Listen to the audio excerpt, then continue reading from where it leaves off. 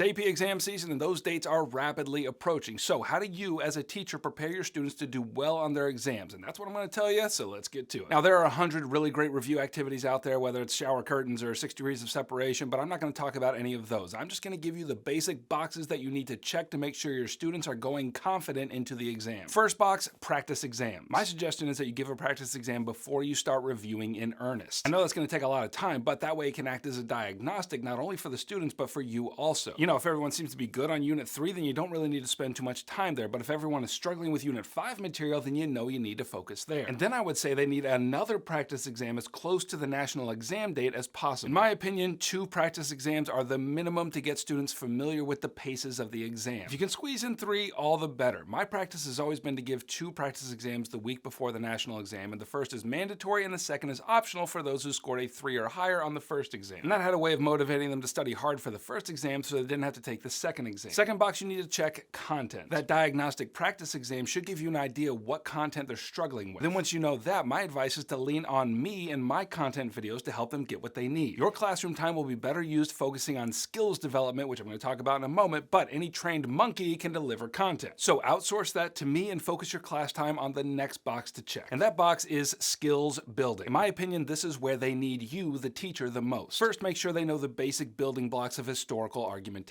Make sure they understand how to write a thesis and support it with evidence. That's the basic building block of all the writing that they're going to be asked to perform on the exam. So if they have that down, they're going to be okay. And I've done that in 2 ways. First, we practice writing theses. I always remind them, don't let your theses be feces. And the best way to avoid a fecal thesis is to practice. I will give them whole DBQs and have them do all the analysis on all the documents just to write a thesis. It is that important. The second thing I practice with them for argument building is to show them exactly how to use evidence to support an argument. My method for this is very formulaic. You write your topic sentence or your thesis, the next sentence is a vocabulary word and you define it, and then the next sentence is this shows, and then they demonstrate how the evidence supports the argument. Okay, now the second part of skills building is to practice the skills, and to me the best and quickest way to do this is by using short answer questions. All the basic building blocks of argumentation are there, and if they can do it in short form here, they can do it in long form in the DBQ and the LEQ. Now, I know that everyone has their pet acronyms for teaching the SAQ, but the one that I've settled on is T. They need to write a topic sentence that answers the question, evidence that supports the topic sentence, and analysis which shows how the evidence supports the topic sentence. And if they get that down, they can use that same structure in their DBQ paragraphs and their LEQ paragraphs. And the third part of skills building is to incorporate a lot of peer review and group work. For example, a common practice in my classroom is to break everyone into groups of 3 and have them work together on an answer for an SAQ, or maybe writing a paragraph for a DBQ or an LEQ. Once they're done, I project them on a screen if possible, or they write them on the whiteboard. We all read them together and we decide point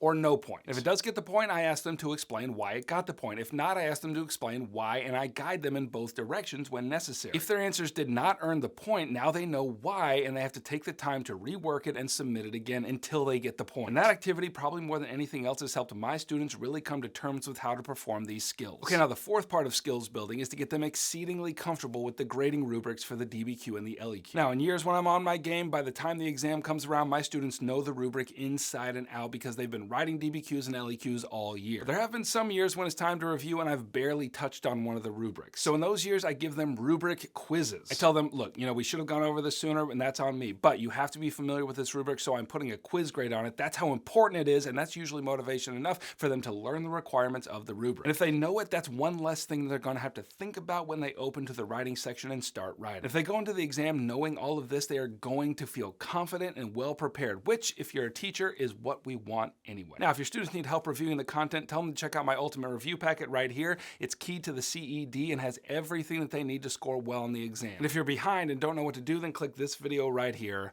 Heimler out.